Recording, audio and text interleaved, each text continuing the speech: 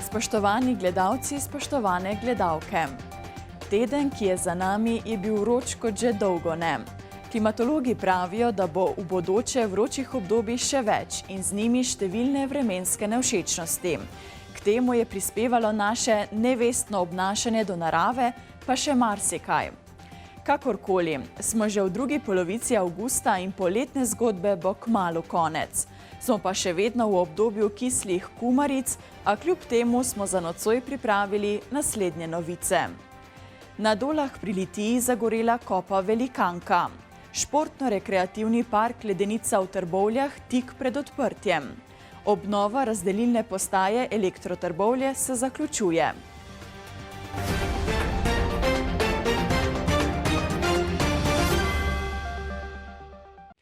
Na Dolah pri Litiji že vrsto let piše uspešno zgodbo projekt Oglarska dežela.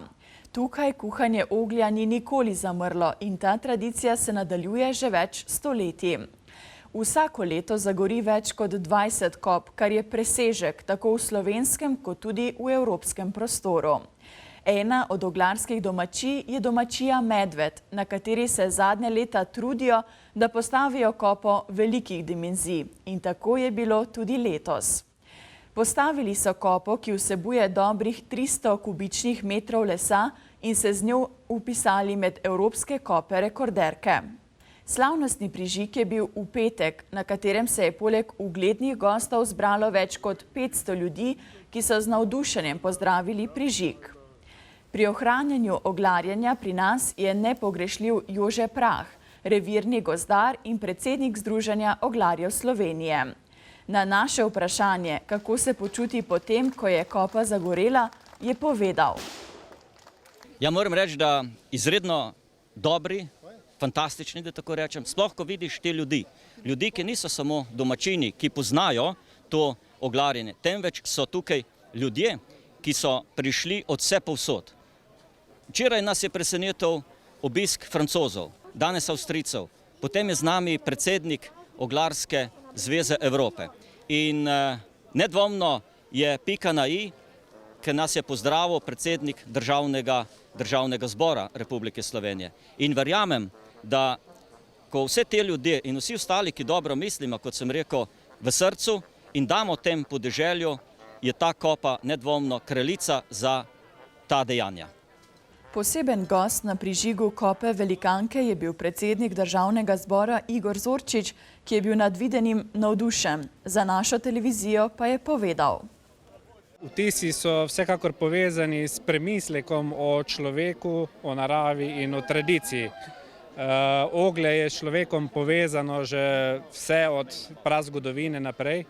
In zdi se mi pomembno, da tudi v teh časih, ko se pogovarjamo o trajnostnem razvoju, o izrabi energije, da gojimo tradicijo in prenašamo znanje od naših pradedov, dedov naprej. In veseli me, da sem danes prisostvoval temu slavnostnemu dogodku, torej prižigu kope Velikanke. Prepričan sem, da kopa Velikanka pomeni pravzaprav neko izpostavljanje te dejavnosti, izpostavljanje oglarstva zato, da se več ljudi zanima za to in na koncu, da sama tradicija dobiva na pomenu in nazadnje, da oglarska društva dobivajo na novih članih. Oglje se bo kuhalo do predvidoma 11. septembra. Nato bo sledilo razdiranje kope in pobiranje oglja. Ogljar Janez Medved, ki je kopo skupaj z drugimi postavil, pričakuje, da ga bo za dobrih 30 ton. Če bo res tako, bomo poročali tudi na naši televiziji. Občina Trbovlje v teh dneh zaključuje projekt Ledenica. Gre za pridobitev, ki se ga bodo razveselili tako mladi kot nekoliko starejši občani, sploh vsi tisti, ki imajo radi šport in rekreacijo. Vseboval bo proge za skejterje, rolkarje in ostale športe na kolesih, poleg tega pa bodo urejene tudi tribune, kjer se bodo lahko obiskovalci odpočili in opazovali dogajanje. Do otvoritve nas loči le še nekaj dni, o projektu Ledenica pa trboveljska županja Jasna Gabrič pravi. Odpirali bomo športni park 26. avgusta ob 9. zvečer. Ob 9. zvečer zato, ker bo tudi kar veliko pri samem odprtju nekega šova laserskega ali pa bom rekla z lučmi in zato pričakujemo, da bo že dovolj temno. Gostov kar nekaj. Torej plesna skupina, ki je nastopila na Slovenija ima talent Artifacts, potem imate tukaj Klemna Bunderlo, ki bo povezoval, in pa Nipke, ki bo imel manjši koncert, in pa Nika Barič. Zakaj bo Nika Barič z nami, ne izdam. Mogoče kdo misli zdaj, kakšno vezo ima košarka z športnim parkom, kjer bojo skate prostor, kjer bo motorik park, kjer bo ta 2 plezalni steni oziroma 2 balvana, pa okoli rolkarska pot, ampak pustite se presenetiti, kaj lahko še pričakujete, torej 26. avgusta ob 9. uri zvečer. V Trbovljah že nekaj časa potekajo dela izgradnje razdelilne transformatorske postaje Vodenska. Na novo nastajajoči objekt sodi v sklop prehoda območja Trbovelj na 20 kV napetostni nivo. Funkcijo stare postaje Vodenska je prevzela začasna mobilna razdelilna postaja Mobilna Vodenska. Kontejnerska mobilna razdelilna postaja služi kot začasna do izgradnje nove. Nastajajoča postaja prinaša določene izboljšave in novosti. Izboljšale se bodo napetostne razmere obstoječim uporabnikom distribucijskega omrežja, omogočeno bo povečanje električne priključne moči in priključevanje novih uporabnikov. Nova postaja bo daljinsko voden objekt brez posadke in bo radialno vključena v 110 kV elektroenergetski sistem Slovenije.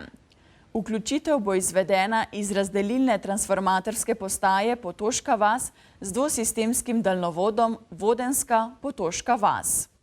En sistem bo obratoval na 110 kV, drugi pa na 20 kV. Električno napajanje postaje bo izvedeno iz lastnega vira transformatorja lastne rabe. Ureditev naprav na platoju je podrejeno tehnološkim zahtevam. Z izgradnjo novega objekta se bo uredila in ozelenila tudi okolica. Obstoječa ograja in vhodi v območje postaje se ne spreminjajo. Celoten nov objekt z 20 in 110 kV stikališčem ter komandnimi prostori ne bodo presegali gabaritov obstoječega objekta. Izgradnja objekta Vodenska sicer poteka v 2 fazah. V prvi fazi bodo vzpostavili obratovanje 20 kV stikališča s pripadajočo opremo, katere predviden zaključek gradnje je bil leta 2020, druga faza pa vključuje vzpostavitev obratovanja 110 kV stikališča s pripadajočo opremo. Mednarodna mladinska izmenjava je skupinska aktivnost mladih iz različnih držav, ki skupaj raziskujejo določeno temo. Med mladinsko izmenjavo mladi sodelujejo pri vnaprej načrtovanem programu, ki je običajno kombinacija delavnic, vaj, razprav, iger vlog, simulacij in aktivnosti na prostem. Mladinske izmenjave omogočajo mladim, da se nekaj novega naučijo, v družbi vrstnikov raziskujejo nove kulture, navade in življenjske stile, sklepajo nova prijateljstva, razbijajo predsodke in stereotipe, postanejo bolj samozavestni in okrepijo svoje kritično mišljenje na različnih področjih. Kako so se tega lotili v Mladinskem centru Zagorje, pa v naslednjem prispevku. Ja, mladinska izmenjava je ena taka odlična aktivnost za mlade, seveda.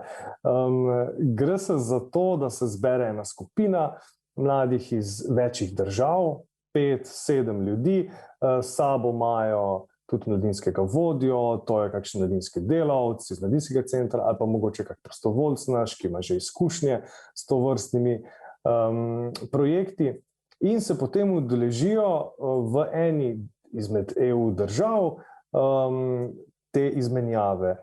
Na te dogodke pridejo še drugi udeleženci iz drugih držav in običajno raziskujejo določeno temo in seveda na način, da se uporabljajo neke take izkustvene metode skozi igro in je, tako mi rad rečemo, da to niso počitnice v tujini, je pa zelo zabavno lahko in poučno tudi. In ponavadi mislim, da zelo redko kdaj naletimo na kakšnega udeleženca ali pa udeleženko, ki ni zadovoljen bil z mladinsko izmenjavo. Običajno so zelo, ne zelo zadovoljni, zelo zadovoljni in navdušeni. Smo v tem trenutku že zbrali za eno izmenjavo v Romuniji, ki je bila za malo mlajše, od 14 do 18, in potem še za drugo izmenjavo, ki pa poteka v Grčiji, pa smo že prav tako zbrali dovolj udeležencev.